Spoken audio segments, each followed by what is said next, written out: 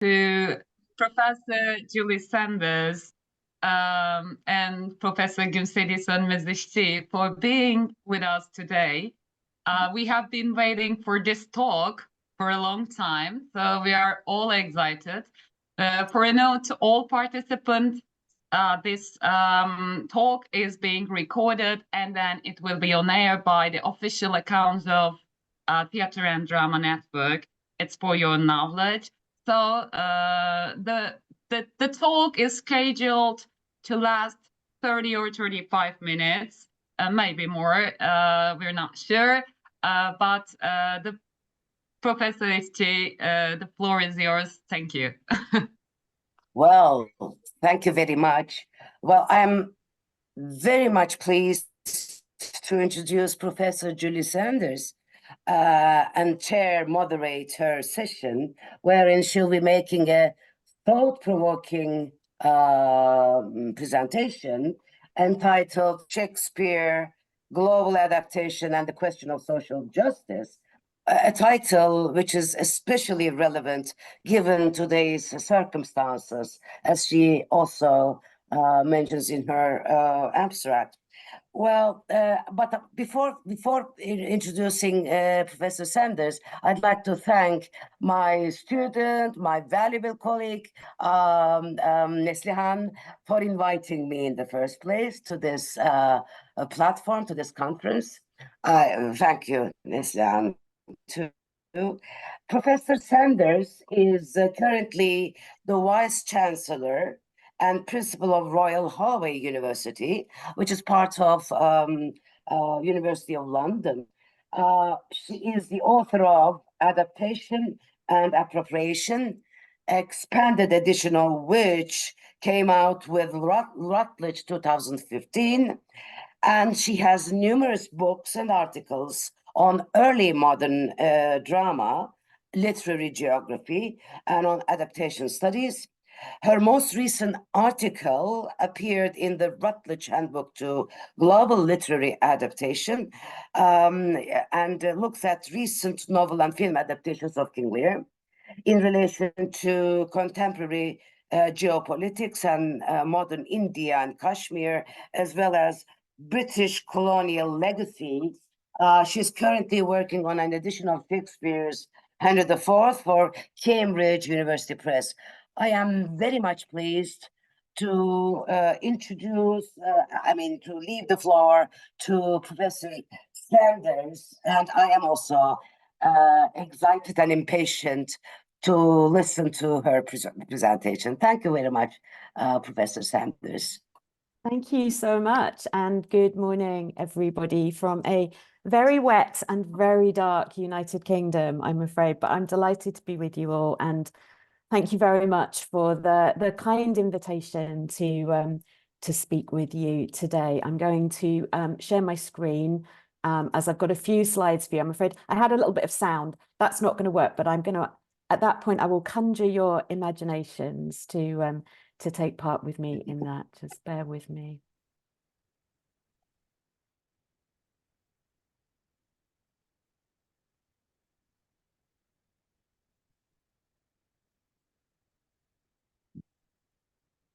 All okay? Everyone see the slides? Yep. Can someone tell me they can see the slides? Yeah. Lovely. Thank you. It's very clear. Thank you very much, Professor Great. Sönmez. Thank you. Okay. In recent weeks, a 3.5-meter giant puppet of a little Syrian girl. The puppet was meant to be 9 years old when she first set out on her global journey in 2021. She's a refugee from her homeland.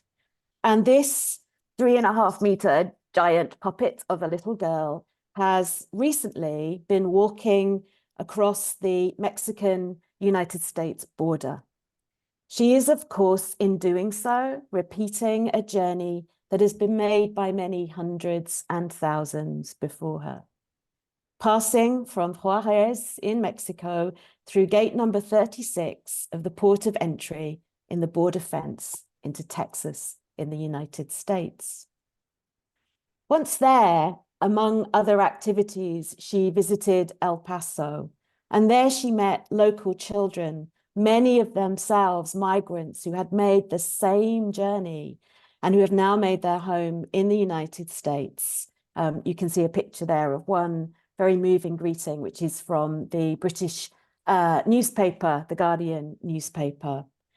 And in a very beautiful moment, the children held aloft cardboard hummingbirds that they had made in an arts project to greet her especially.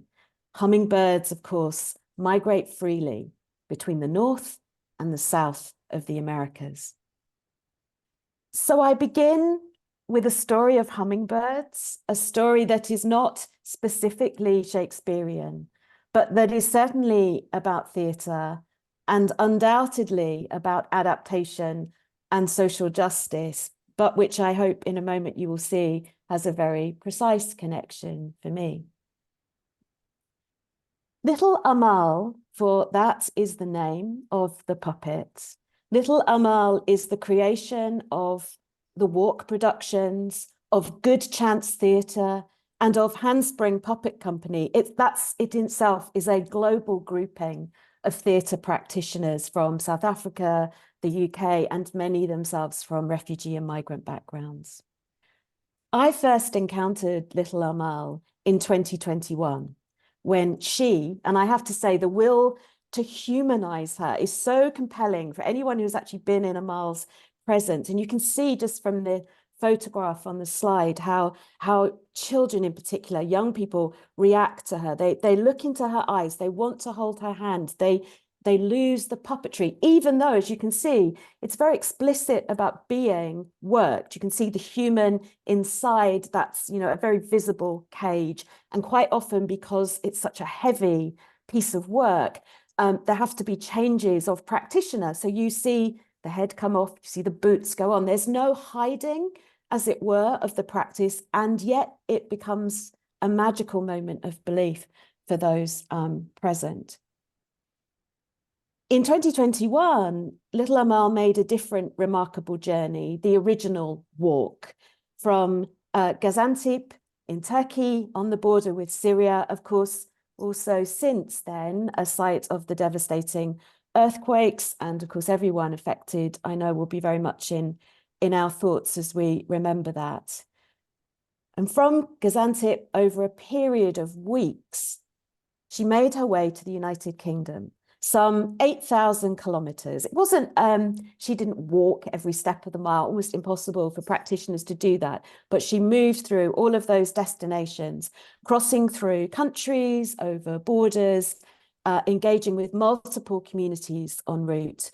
These were crossings that involved land and sea, and in fact that ended up encountering their own dangers. Actually, in one of the moments of the performance in Greece, the puppet was quite literally stoned and attacked by a riotous crowd. Many people watching at the time initially assumed that the aggression was part of a creative performance, but it wasn't. The Palestinian theatre maker Amir Nizar Zwabi has described Little Amal as, quote, giving a huge shadow to what is usually portrayed as small and vulnerable. So there's this remarkable interplay between the small and the large, and I'll come back to that issue of scale with Shakespeare and Shakespearean productions a little bit later in this talk. From Gaziantep, she passed through Ephesus and Izmir. She visited Tarsus. She passed through Lesbos. She stood on the shores of Marseille and of Calais. Why do these geographical and nodal points in a journey matter so much? They are places of deep historical resonance. They are sites of migrations and crossings over many centuries. There are centuries-old stories of people setting out on foot and in boats to try to save themselves from war, from starvation, from natural disaster, from, sadly, other people. It's an ancient story then, but all of those place names resonate in our current media cycle. So though these are ancient storied places, this is also a very present and pressing story as well. People across the globe are on the move at an unprecedented scale, driven by a whole range of forces, says Tuesday Retano. Conflict, violence from criminal groups and social unrest, bad governance and persecution, climate change and its effects, unequal development, and a dearth of ways to make a living and to live in dignity and safety. And this is from the book archive of the original 2021 Long Walk with Amal.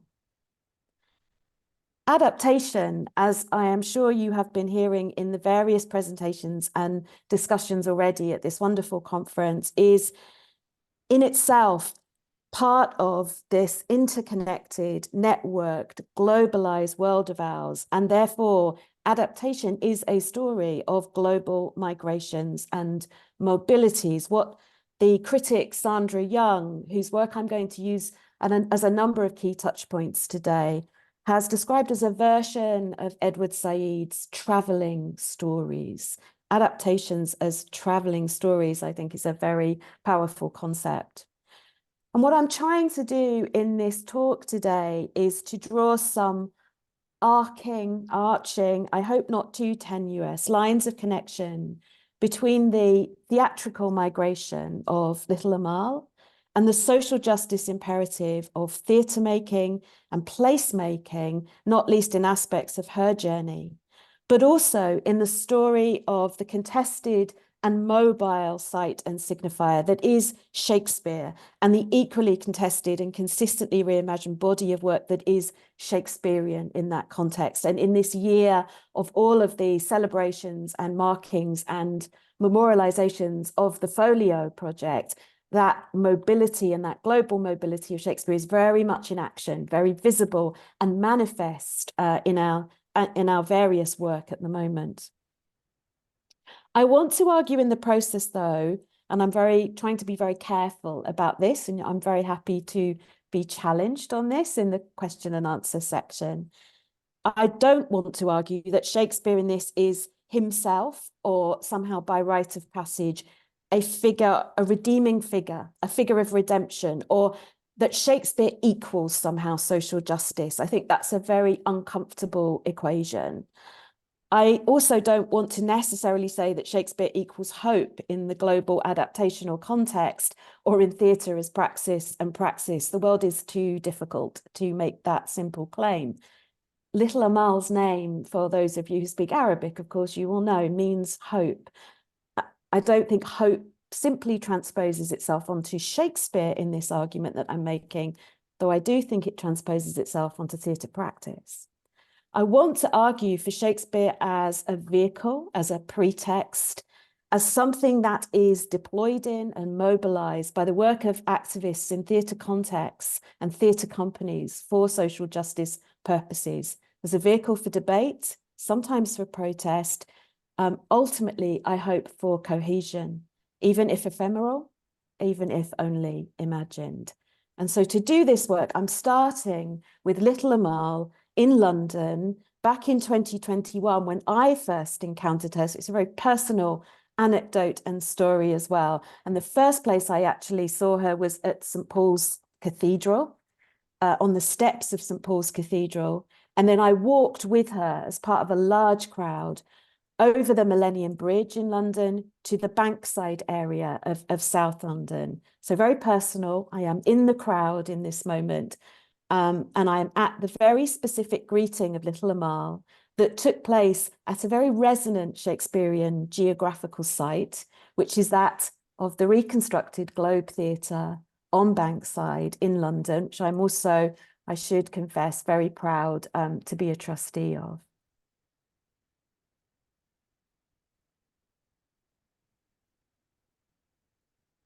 So actually on the right-hand picture on that slide is just her moving away from St. Paul's Cathedral. My husband is visible somewhere in that photo. And then you can see her actually leaning over the wall of the Globe Theatre, and the people that you see gathered on the steps is the company of the Globe Theatre, who were about an hour later to do a production of Twelfth Night in the theatre itself, a matinee production. But they came out onto the steps as part of the performance, as part of the walk.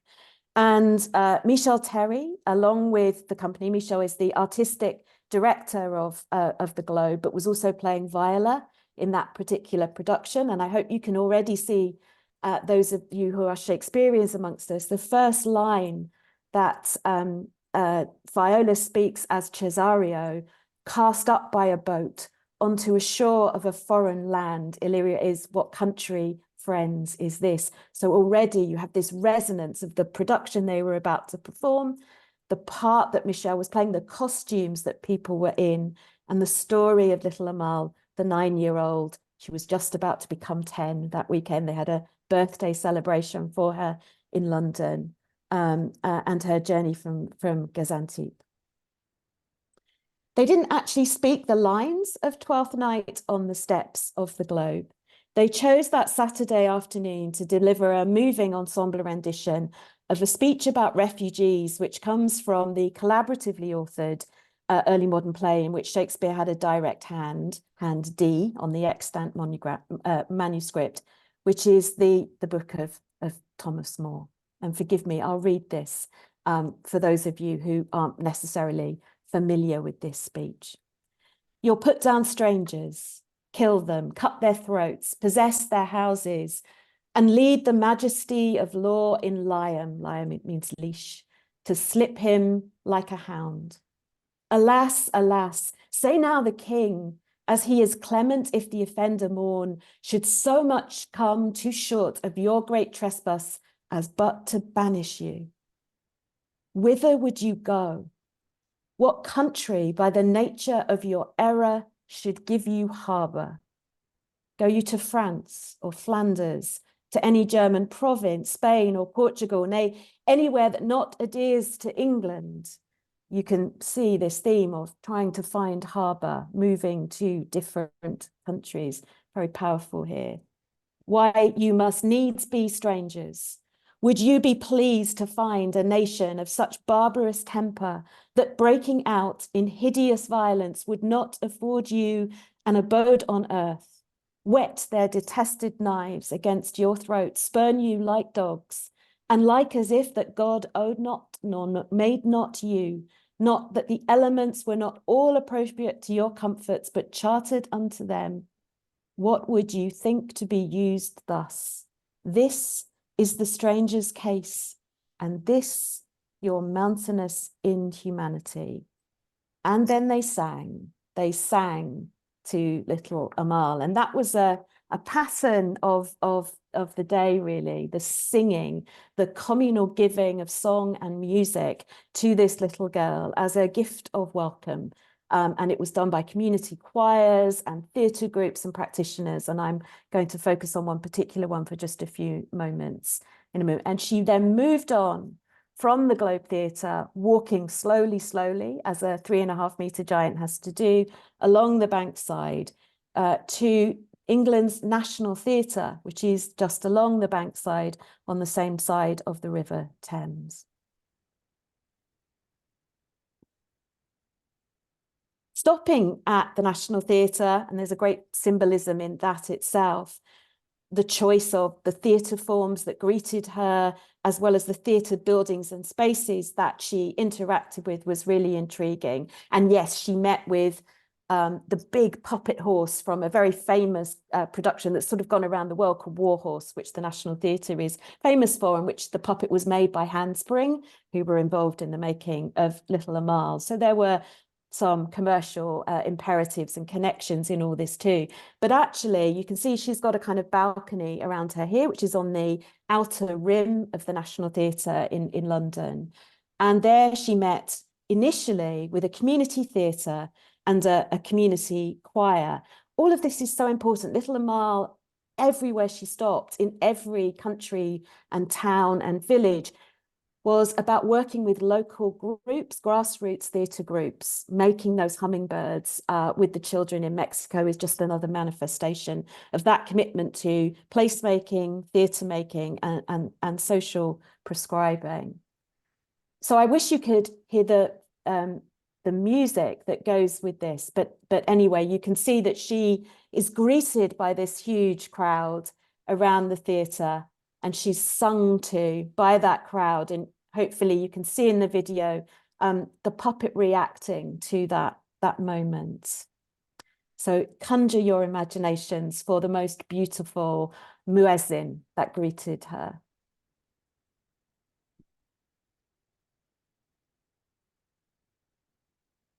Where she looks up is very striking, I think. This is just taken on my iPhone, snapped in the moment.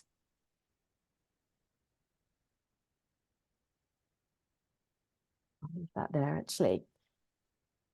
The song came from another National Theatre production, and that had been a recent community-led production of Shakespeare's Pericles.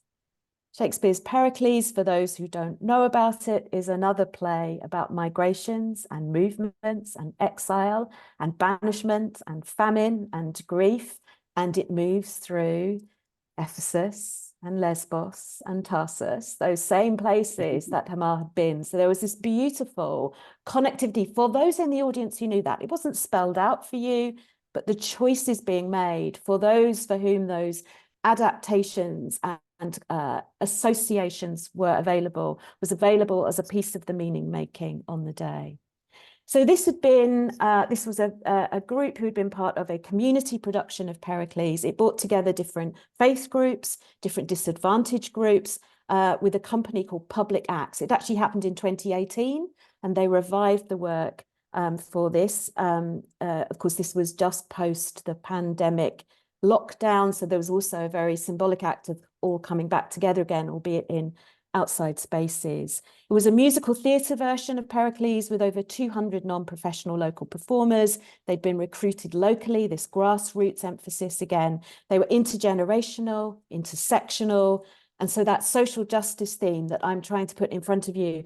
And interesting to me how often that means in theatre practice, the blending of amateur or non-professional and professional working. And there's something very interesting in what that interaction achieves as well. And I'm going to return to that at the very close with a very few vague thoughts to throw out to you around our own responsibility in the universities in which we work. So I'm not going to do lots of close readings of Pericles or Shakespeare plays in this talk. I'm not really going to be making deep responses. In the few minutes left to me, I just want to talk about arcs and connections in the hope that that's a stimulus and a catalyst to your own work and thinking and your own sense of relationalities. There's another production of Pericles in London that I'm very interested in this context. That took place in 2003.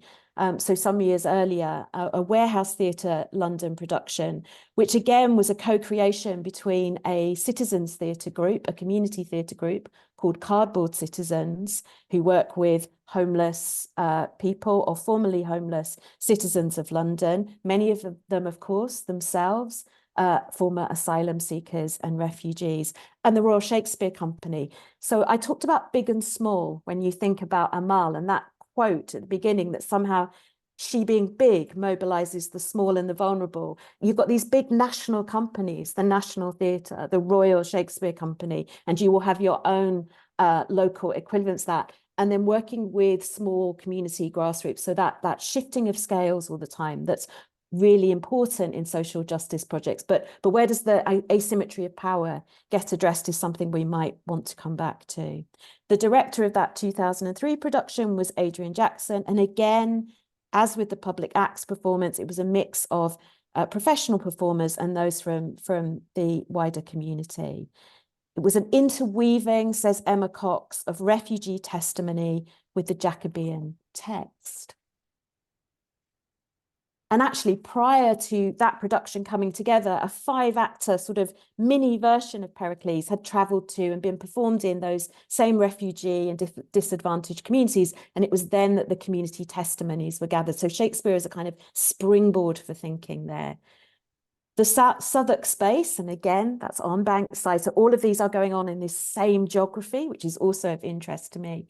The Southwark space in which they performed the 2003 production was deliberately made to look like and to recall Sangatte, which many of you will remember as the now closed detention centre in Calais, a site of a refugee camp, but also, of course, very much a site of theatre, the Globe Theatre, and in fact, a Good Chance Theatre, who did Little Amal, had taken a production called The Jungle there. So you can see that actually what seems very disparate in my talk becomes this web of interconnection. There is complex porosity in all of these interventions.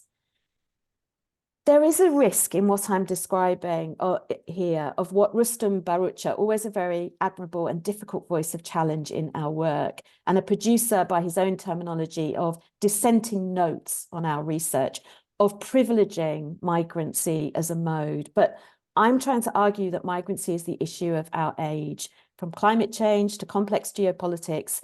How can theatre turn away from that? How can theatre not want to play a role in trying to cohere communities or to provide new communities in these moments of geopolitical fracture we are living through? Or am I at risk of perpetuating another comfortable myth about theatre and social justice? We can discuss that in the Q&A.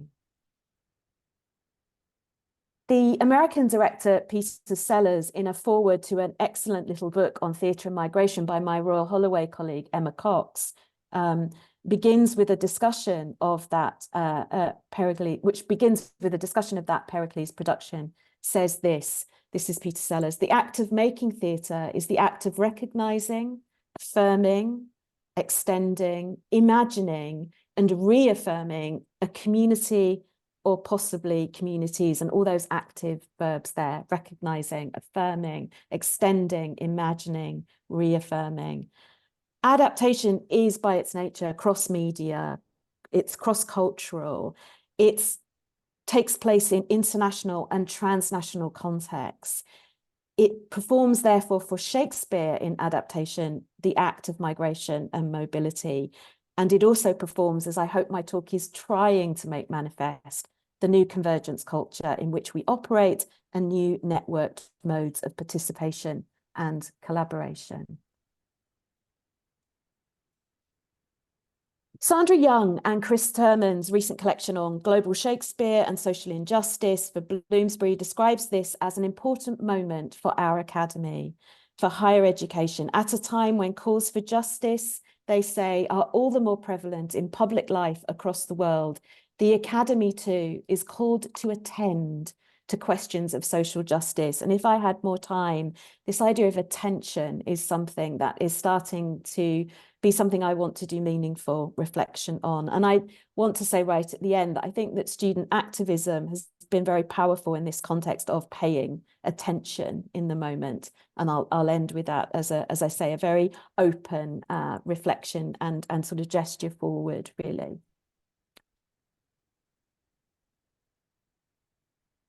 In another work by Sandra Young, in the same volume in which the article that was kindly mentioned in the introduction today that I wrote on Kashmir, Sandra Young has an essay on the transformative impact of the travels of Hamlet as a global text. And she looks at film and theatre adaptations in that essay, but it's one specific Nigerian work that she touches on that I want to just briefly mention here. It's very resonant in my mind because I'm literally just a few weeks back from being in Nigeria, the privilege to be at the African Research Universities Alliance gathering in Lagos, and so trying to find a little bit out about theatre practice there in this current moment, which is a very heady time for Nigeria, the collapse of the currency, lots of complex geopolitics, a lot of youth activism facing complex local responses. So I was very struck by the Femi Osofisan play that Sandra Young writes about in that essay, which is an adaptation of Hamlet. Hamlet, says Sandra Young, is a play concerned with abuse of power and dispossession. And therefore, she says, that's made it an effective vehicle for protest. And Osofisan's Wezu Hamlet, he's written over 60 plays. He's also an academic. Many of his works are adaptations, and he's written at least one other sustained Shakespeare adaptation. But this version of Hamlet draws on Yoruban myth and culture, which is his background within the complex Nigerian geopolitical structure, as well as Shakespeare, to quote, explore the murky politics in post-independence Nigeria, exposing to view the way corrupting influences of modern-day corporations have put the Nigerian social order at risk. And just in a sort of pencil sketch, really, it's about the coming of a tobacco company to a local community. And of course, the King Claudius equivalent figure supports the coming of this tobacco company, even knowing the health issues that might raise for the local community. And I've done work in other contexts about theatre companies like Renegade Theatre in Nigeria, who have done amazing Shakespeare adaptations to talk about contemporary political issues. So this is this harnessing of Shakespeare for political frames and resonances in the contemporary moment. This is a sticky slide for some reason, so just bear with me. There we go. It takes a while to come up. So this is taken very recently in the makerspace at the University of Lagos, and that time with students who are making their own resonant work, I just thought was worth leaving on the screen for you there. Again, the theatrical vibrancy of inform. This is a set of shipping containers that have been put together to create an amazing makerspace, and says everything about theatre magic, I think.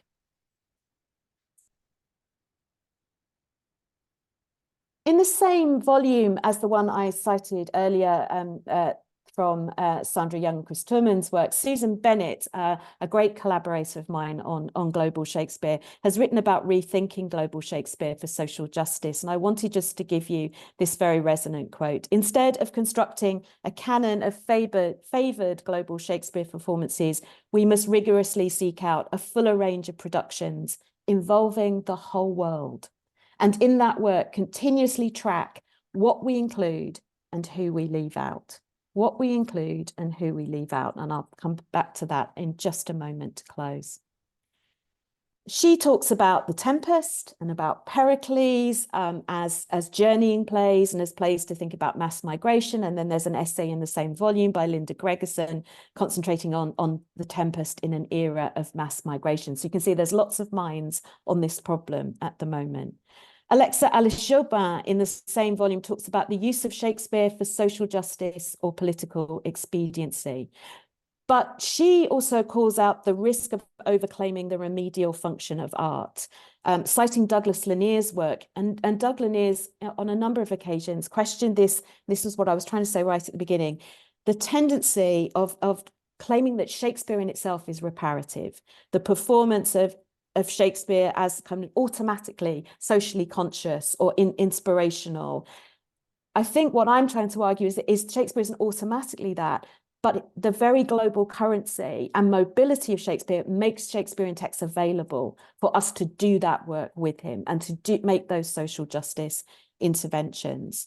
And certainly there is a lot of interest in contemporary research around Shakespeare for the socially marginalised, theatre with and for refugee groups, paying attention to communities of a global majority, to prison inmates, to theatres of sanctuary. And I think we do therefore need to be conscious, or I need to be conscious in talks of this kind, not to overly claim for the Shakespeare element of the work.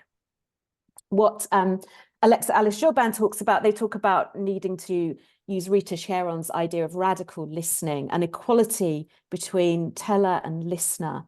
And I think there needs also to be equality between professional and non-professional companies and practitioners in this context. So with this idea of involving the whole world, I am not going to give you now, in the last sort of 4 or 5 minutes, lots of detailed case studies, but I'm going to show you that we could do a bit of a heat map of the world.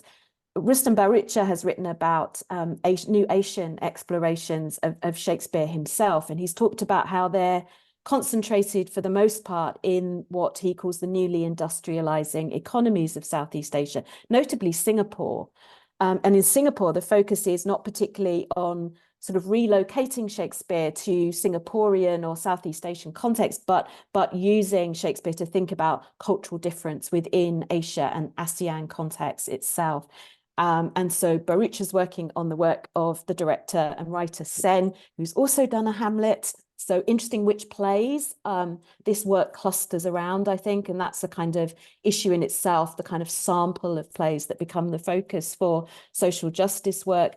But Sen's also worked on Othello, a play called Desdemona, and a Richard III adaptation too. I have no time to talk about these in any detail, but they are intra-Asian, they are experimental, they're multilingual, they reflect on the interculturalism and politics, geopolitics of Singapore as a world city, and they deconstruct Shakespeare to register the issues of the moment. So this is working against a kind of universalizing or globalizing Shakespeare as a monolith, but to say that the travel and mobility of Shakespeare, it becomes the strategic enabler per se. Shakespeare mobilized as a catalyst and producing countertext, the kind of global flows and issues of scale that theorists like Arjun Appadurai and others have written about. I've written myself with a wonderful scholar called Li Jun, who works in Beijing, about big and small Shakespeares in China, about theatre work with migrant workers in the audience and sometimes taking part in workshops. And the difference there in the big and small is Jun's formulation, is sort of comparing mainstream and state-sanctioned national theatres with more grassroots work. But you could go to India and you can find the same but different model again. And I really hail the work of Poonam Trivedi, Preeti Taneja, and others in this space. And if you want to have a look at a very good recent collection, the one on women and Indian Shakespeare's, edited by Thea Buckley and all, which looks at this kind of British colonial inheritance and imposition of Shakespeare, but how that legacy and trace enables this incredible phenomenon. And one of the phenomenons it enables in India is university campus theatrical experiments. And it's this experimental Shakespeare at the heart of social justice work that I'm particularly interested in, and that I think maybe starts to push back against the risk that Lanier has there about that issue of reparative Shakespeare. Because I think campus theatrical experiments are remarkably productive and generative. And you can look at the work of Jonathan Gill Harris in his book, Masala Shakespeare. He's taught for a long time in Ashoka University, and he looks at student drama in that context. And you can see multiple examples in the Indian university context of women owning Shakespeare for themselves, for example, giving them agency to talk about contemporary issues of gang rape, of misogyny, of trade union protests in multiple cities. There was a very interesting response to the farmers' protests a couple of years ago, and how these theatre groups, and often female theatre groups, use performances of Romeo and Juliet and King Lear to talk about the ethical and political choices that are being made in editing Shakespeare and adapting Shakespeare, but actually in living their lives. It's about lived experience, and Shakespeare is a mobilizer for talking about that. And I like to think my original PhD was on how Shakespeare and Ben Jonson used Roman issues to talk about the more complex political issues of their time. This is just a 21st century version of that kind of framing. Ayanna Thompson has described how Shakespeare can be a secret weapon used to get to social justice issues, a secret weapon used to get to social justice issues. And I think that's a really helpful formulation. So Shakespeare mobilized as catalyst, producing countertext. And Shakespeare as secret weapon used to get to social justice issues. Sandra Young, I'm not the first to talk about students and activism. Sandra Young raises it in her work. It's about, therefore, how we teach, where we teach, who we teach when we're thinking about Shakespeare and adaptation. I could have chosen examples from Hong Kong, from Lagos. I've chosen a few examples that are resonant for me at this moment in time today. But if you think about these places, I'm talking about Beijing, Shanghai, Lagos, Delhi, Bangalore, Mumbai. They are all places of huge youth demographics. I mean, the sheer statistics for how many young people there will be on the West African continent as a whole by 2050, this demographics of Asia right now, young people, students, activism, really another important triangulation of my talk. So I'm going to end not with a beautifully formulated outcome, but rather a call to action. We all work in incredibly vibrant spaces of higher education. We are often spending our time archiving, collecting and curating theatre productions in other places than in our own. And every day on campuses around the world, there are adaptational productions taking place that mobilize exactly this kind of social justice work that I'm talking about. What would it mean to really start to curate and collate student drama and campus festivals as a living lab, a potential of our own in our own spaces? Are we capturing this enough? Can we put this as a challenge to ourselves in thinking about theatre and adaptation, to perhaps look to our own houses for where just might be the richest material of all about global adaptation and social justice? And I'll end there. Thank you very much for listening.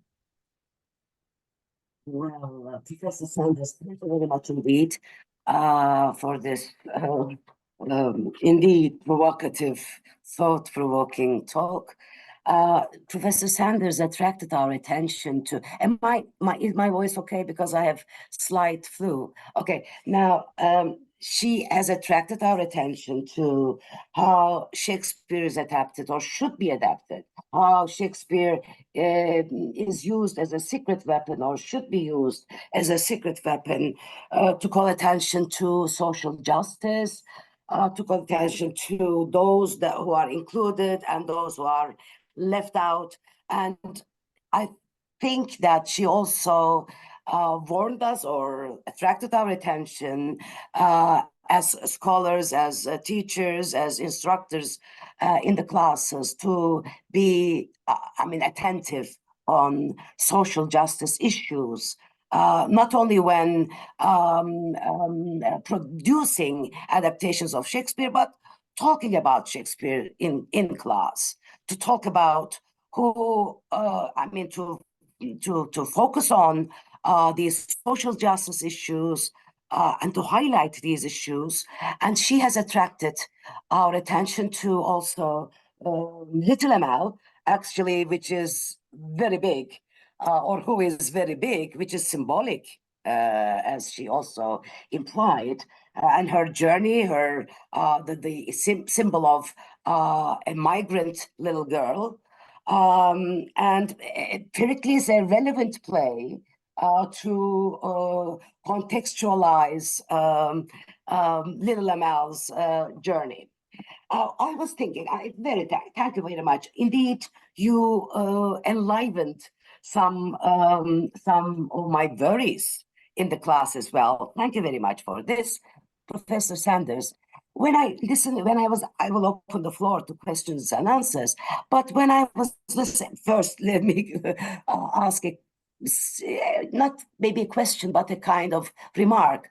I was thinking of Antony and Cleopatra as well when listening to you, which is, to me, which is an important play to think about who is included and who's left out, meaning Cleopatra herself. That Cleopatra's forced, she rejects after the defeat of Antony and the death of Antony, she rejects yielding. But if she yielded, it would be a forced dislocation. And in a beautiful speech, her last speech maybe, I don't exactly remember, but I remember that speech where she refers to saucy lictors that will stage us, that will stage them like strumpets. And it's a very influential speech where we have to think about the gaze on Cleopatra, I don't want to be, I mean, sort of Oriental gaze, sort of considering her as an outsider. Am I right? Would that be also a contextual play?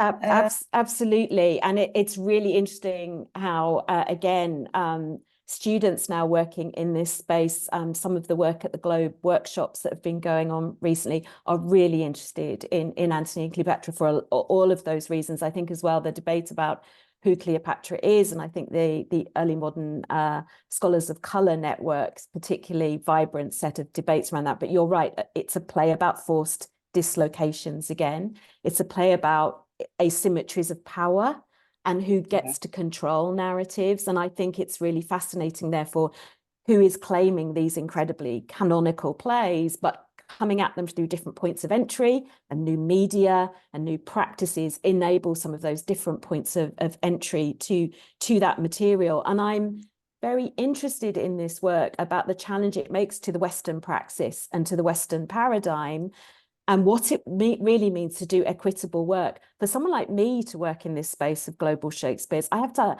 absolutely recognise that I'm decentered, I'm often ill-equipped, it's work in translation, I'm often in China. I needed my students to go to productions and explain to me all of the internal reference, but that in a way that disempowering is incredibly empowering, because we start to work in different ways with each other. So that model I was talking about of the kind of national theatres and the small companies, there's an academic version of that too, but there's a Western version of that as well, and of breaking the hegemony, I think. So thank you. I think Antony and Cleopatra is an incredibly resonant text and space in this discussion. Thank you. Thank you indeed. I'd like to open the floor to questions and answers, comments. Especially about this, I like this secret weapon. Indeed, Shakespeare is a secret weapon. It's a matter of using this secret weapon, how you use the secret weapon. So it's a very relevant issue, given the latest circumstances as well. I mean, the wars that are taking place, and I mean, ecological problems. Yeah, so let's give a couple of minutes to so that our participants can think of. I think I can see Alex and okay, I'm sorry, I'm not used to Alex and Ms. Oh, please help me. Please help me. Okay, I'll help you. Please, because I am not. I have been working online. Okay. I mean, I gave classes online during pandemic, but I'm not used to seeing the hands. Please help me. Okay, I'll help you. Thank you. Thank you, John. Alex is Thank you. now asking the question. Thank you, Alex. Thank you. Oh, hang on. I've been distracted by a beautiful cat. Evrim, that's a lovely animal you've got there. Sorry, I'm always happy to see people's pets. Hi, Julie. Do you live in London, do you? I do now, yes, recently. Okay, yes, well, so do I. And it was quite interesting for me to see that you're suffering the same downpours and gloomy weather that I am as well. I'm just trying to make that connection. I was very interested in a lot of what you said, and especially about little Amal. And I've got kind of two questions, really. One about Amal. You said a lot about how she visited London, the metropolis, and moving around with all these Shakespearean contexts. Do you know much about whether she went to the other nations of the United Kingdom and how that sort of interacted with their own sort of local theatres in Wales or Scotland or Northern Ireland? That's kind of one question to sort of, I don't know, in a way, decenter ourselves from being, you know, London, the great metropolis and the only place that matters in these discourses. And the other thing, you mentioned that very successful play called The Jungle, I've seen that also in London a couple of times. What struck me about that play is that the vast majority of it was actually about middle-class British people, rather than about migrants or people who had lost their homeland or people who were traveling. And that brought to my mind the issue of class. And I wonder how, your thinking about that is, when we look at Shakespeare, which tends still to be in many cultures a very elite, or at best a middle class thing that requires a lot of knowledge to understand, and so on and so forth. And I wonder how the issue of class plays out with Shakespeare's that have been adapted for different audiences, whether they're children, young children, or whether they are adapted in other countries. Now, I know these are really big questions, but you've got the chance to, if you like, freestyle through them. And I think that would just give a bit of extra sort of context for us. Thank you. Thanks, Alex. I think I'm going to be able to do quite justice to questions as huge as that. I mean, interestingly, I've only lived in London for the past year. When I came to see Amal lecture, came down from the north. I was in Newcastle, and actually she made a journey right from the Kent coastline all the way up to Manchester, and that was the UK walk in 2021. But then actually, because it was COP26 in Glasgow that year, there was then a very specific, but was that Scotland or was that global, with the the particular kind of intervention into a metropolitan space that COP is, and that's very much on our minds also at the moment. I wouldn't argue for that. But I think what I couldn't do justice to here, because the focus is on the Shakespeare as opposed to Amal's work, is all of the small theatre groups, school groups, which is exactly trying to challenge, to get to that kind of texture of who's in the room, who's included, who are we paying attention to. And they brought her back to London earlier this year, and she walked through areas in Somers Town to be able to spend time not in the national theatres and the spaces like the Globe, but in very different community apartment blocks, allotments. So there's a really interesting thing to say about geographic sites and site specificity here. Had I another time. You're completely right. I mean, the jungle is contested. I think the Globe work that went to Calais is highly contested space, and that's my point about being very careful about not wanting to claim that Shakespeare in itself, that just transporting Shakespeare somewhere does good work. I think there's a real risk for that in theatre companies and in academic practice, actually. I think what we often miss, and I guess that's in my slight call to action to myself, but I hope to a kind of crowdsourcing of activity at the close as well, is that we sometimes don't look at what is going on in a lot of those theatre buildings beyond the headline productions. So the Globe, for me, much more in my few years on the board, is less about the main shows, because that feeds itself, although becoming a trustee in pandemic is another story. But actually it's that school's work, it's that day in, day out, their mantra is Shakespeare for all. So how do you practice that? And I think it's having those self-challenges. That's part of my kind of radical listening, paying attention. And I think it's really interesting about looking around our own campuses and asking what we have picked up on when we're doing our own studious work. I'm so conscious in this moment what our students on my campus and on many campuses like mine in the UK are doing, and how they are using performance and adaptation of multiple kinds to have really thoughtful debates. And there's something about us hearing that and perhaps shifting the scale of the kinds of productions that do end up on the slides, sometimes because there's an archive of material. There's something that's available, and when you're having global conversations, very mindful of that too. So I think class really matters. I think intersectionality of all kinds matters. And one of the things I love about adaptation, and I've always said, is I'm not a great believer that you've got to start with a source and then an adaptation.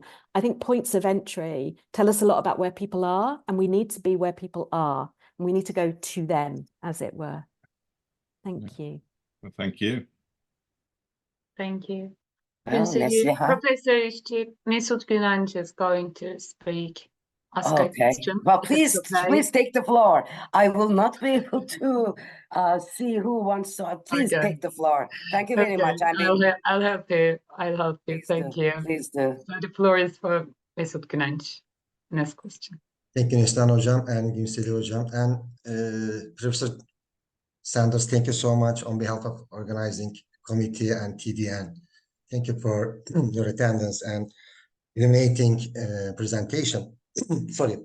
Yes, you talk about Little Amal. Little Amal actually represent, ironically, big problems through her journey. And through Amal, I think puppet community has a chance to show the truth.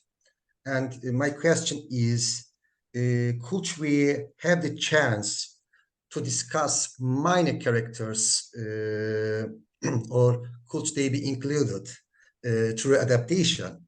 And could we give them the identity? Thank you so much. Thank you. What a fantastic question, and very resonant for me trying to edit Shakespeare's Henry IV Part 1 at the moment. I think what's very interesting when you take Shakespearean text into community groups and, for example, school theatre groups, drama workshops, is one of the things you always want to do is give as many parts to as many people as possible. If there's radical listening, I think there's also radical allocation, because we all know what it's like to be the school child that, you know, is trying to raise their hand and be part of things, and the anxiety about who gets cast as the big part. So you tend to equalize and bring down, which actually means you pay more attention to the other characters, to the communities, and the, you know, where are the citizens in Shakespeare? Coriolanus, Henry IV Part 1, you know, the great work that Annabel Patterson did many years ago on Shakespeare and the popular voice. And I'm constantly trying to raise up what I call the marginalized scenes of Shakespeare, because actually often for me, they're the beating heart of something. So what happens with 1 Henry IV, very often, there's a remarkable scene, for those who don't know the play, where you're in an English inn in the early hours of the morning, and some carriers, so people who carry post but goods to the capital city. And so here's this, you know, not everybody is in the metropolis, they're in different parts of the country, of the nation, and the whole play is about trying to understand that complex set of communities. And there's a whole scene that features them, and they're talking about fleas in the bed and the bad night's sleep and safety on the road. And so directors come along and they go, actually, I can't do a 3.5-hour production. It's too expensive. I don't have the actors. This is easy to cut. It doesn't drive the plot. Except that for me, it underpins everything and it unlocks the plot. And so what's really interesting about workshopping Shakespeare in community groups is you often bring those things back in. They come back into the frame and they hopefully start to have an equalizing force. So I think that's right. Your messengers in Antony and Cleopatra, you cannot think about these plays without these other characters, and yet it's all too easy to lose, both in the theatre record, but also actually in editing, adapting, punctuating, cutting. Yeah, thank you. Thank you so much, Professor. Well, Neslihan canım, I don't see the screen. Are there any more questions? Okay. Yes, Işıl Şahin Gülter is going to ask a But we question. have The floor is yours. I don't know your program, how pressing it is, but we have 3 minutes. If it ends at, do we have to end at 1 o'clock? I mean, regarding your program. If we have some questions or comments, and if your time allows, we might just my go time, for of course, it's 5 your or 10 time. minutes more. It's your Is it time. Okay, it's not No, my no. time. I'm okay. If the Professor program. Sanders is and you are okay, because the other session is going to start at 1:30. So we still have time. Okay. Since we are online. Okay, so let's have the questions, all of them. Işıl Şahin Gülter, the floor is yours.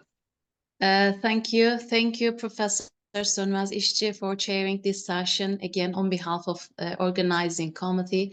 And thank you very much, Professor Sanders, for being here, for your presence here is invaluable for us because this is an adaptation appropriation conference and you have many invaluable works on this field. Thank you again.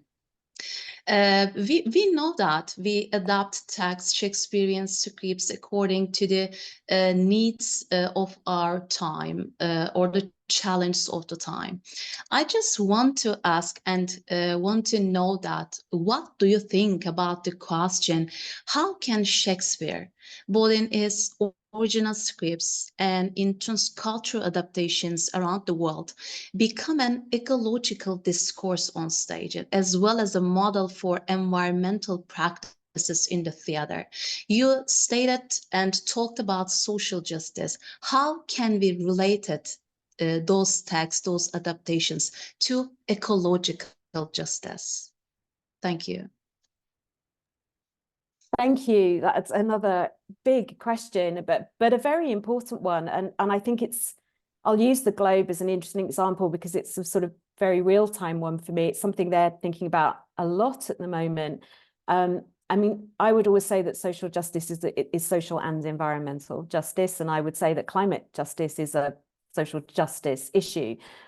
And I'm not sure, working with young practitioners, they don't see a dividing line between those points. Exactly right. And so some things we're talking about here, whether it's equitable working between global north and global south, or whether it's equitable working in a London borough, or whatever your parallel space is, I think that brings it into play.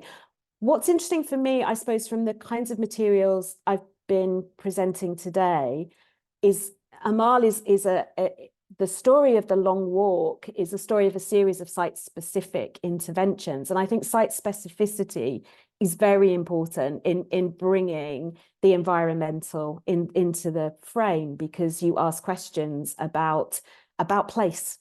And so productions that are doing radical listening around place and community, I think will barely escape it now. Our school generations, certainly in the UK and in Europe more widely, are part of the Fridays for Future generation. They are the post-Greta Thunberg generation. And so that's why I thought it was important that Amal went to COP and actually met with other puppets who were themselves doing work around environmental awareness. I mean, interesting, going back to Mesut's point, this point of the puppet almost as again, like Shakespeare, a thing over here that you can therefore transpose into and you can use and is a vehicle is also really interesting.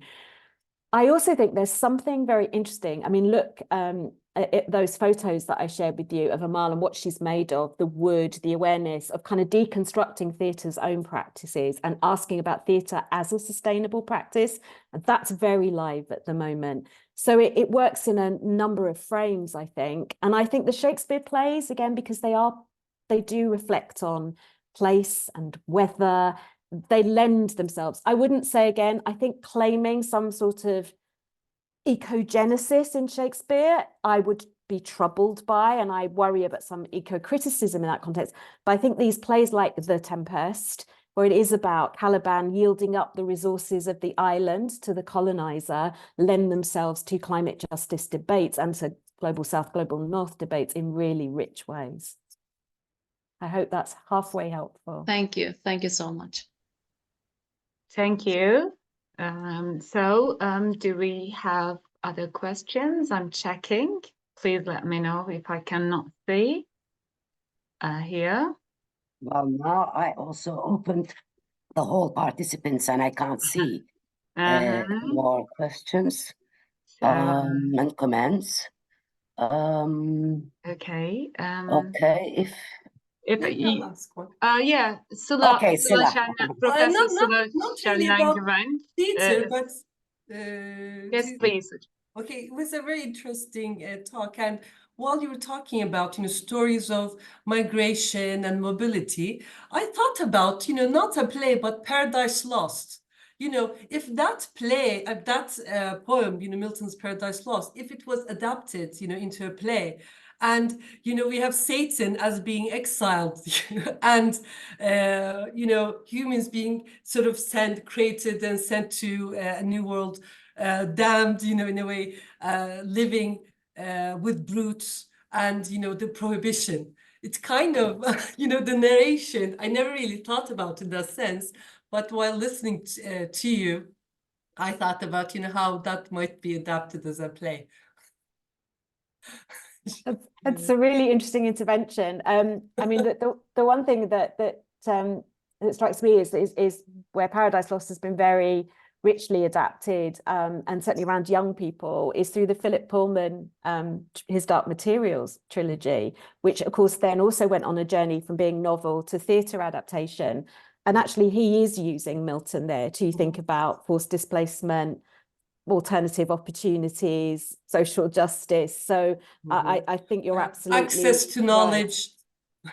And interesting, again, it's something which is aimed at younger audiences and people as able to unlock those questions for themselves. And I think that's why my interest in youth theatre, in campus theatre at the moment, as such a site that enables me to get out of the bubble. I mean, it's going back to Alex's point that you inevitably find yourself in your middle-class academic life. Thank you very much for your comment, Professor Grant. Thank you. Do we have anyone? Sorry. We have a question on the. Sorry. Turkey. Hocam, we have a question on the chat box.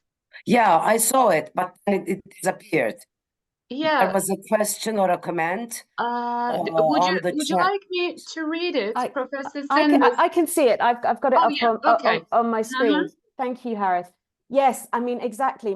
So I think I was mentioning towards the very end, my PhD was concerned with Republican theory in early modern drama. And I think a lot of that was coded and hidden. I mean, not hugely coded. It's not hard to get from plays like Macbeth to hear about the gunpowder plot, but definitely dancing around censors. So there's something about plays that were very conscious of specific terms and therefore using alternatives. So we're back to the puppets and alternatives. So yes, I do think there are elements in which different cities or locations, different frameworks were used to talk about home or where Shakespeare was situated. And that's kind of flip of the adaptation piece, isn't it? It's about using the vehicle that you need to be able to present the messages you want to put on a stage. Thank you. I think the question was about Marlowe. Have you seen it? Yeah. Well, I was thinking of Marlowe as well. It says, was Shakespeare afraid to lose his head like Marlowe? Marlowe. Yeah. So I mean, they lived and worked in a period of very particular theatre century. I'm always struck, actually, though, really, what got through the censors in Shakespeare's time.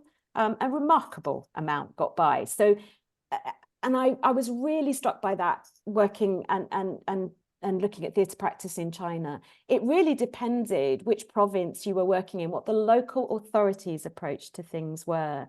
And a lot is allowed that wouldn't publicly be published as we allow X, Y, and Z, but it happens.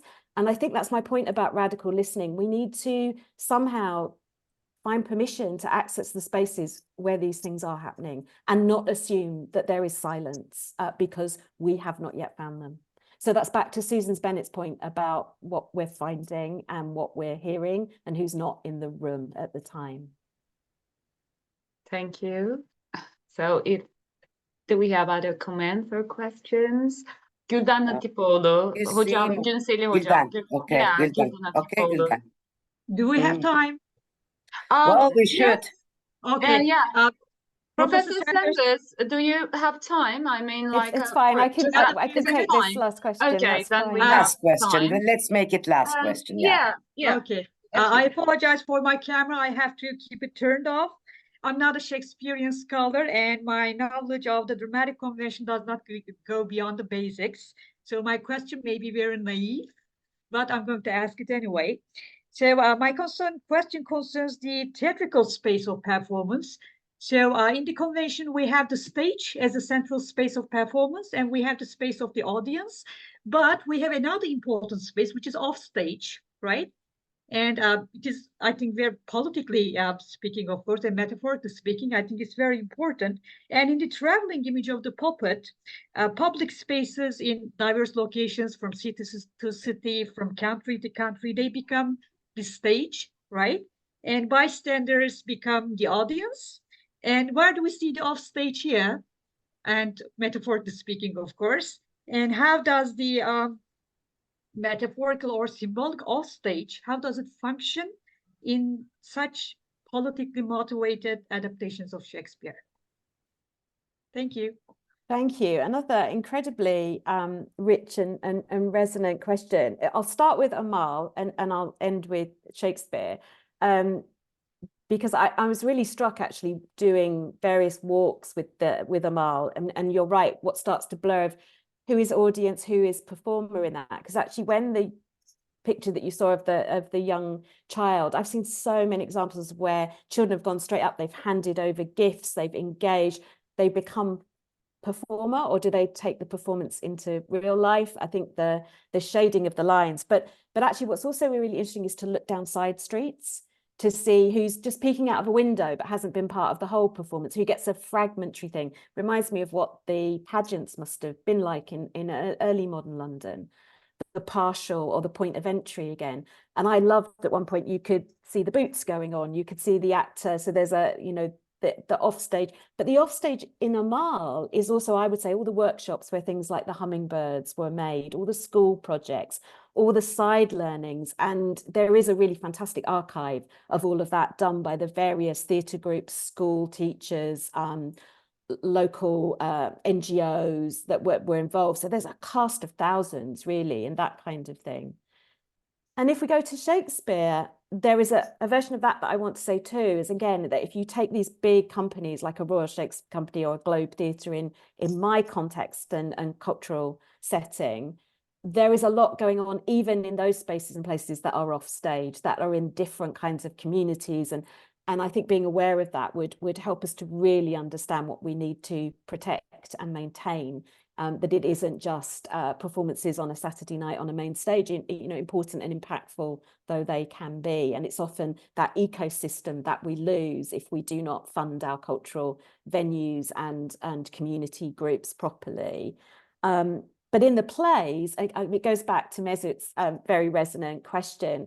I think, yes, there's the minor characters, there's the offstage. Early modern drama was a brilliant enabler of you to think in the round and to think of what was going on just out of sight.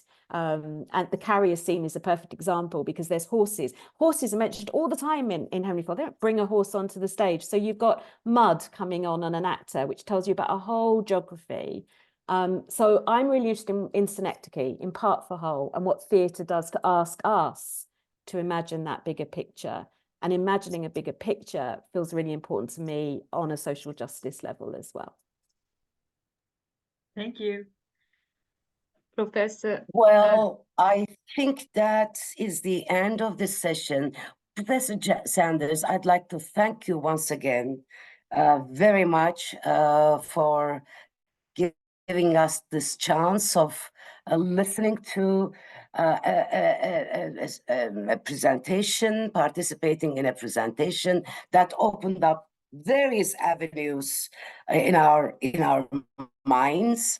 And I'd like to thank also the audience, the participants who asked very indeed provocative questions. So thank you all, and please forgive me for not being able to moderating the session or chairing the session. I'm used to chairing sessions face to face. You can see in the audience who wants to ask a question. So thank you again, Neslihan, for helping me in this regard as well. Well, thank you all. Thank you, everyone. You. It's a real delight to be with you. Thank you for your questions and thoughts. Thank you. Thank you indeed. Thank you very much on behalf of the organizing committee. It was a great pleasure for us, for all participants, to see you, to listen to you. So thank you very much, Professor Sanders and Professor İşçi. Thank you. Thank you so much. Take care, everybody. Take care. Take care, everyone. Take care. You. Thank you. Well, we're going to have 2 parallel sessions in 15 minutes. The sessions are going to be on the rooms, room 1 and room 2. So hope to meet you in the rooms.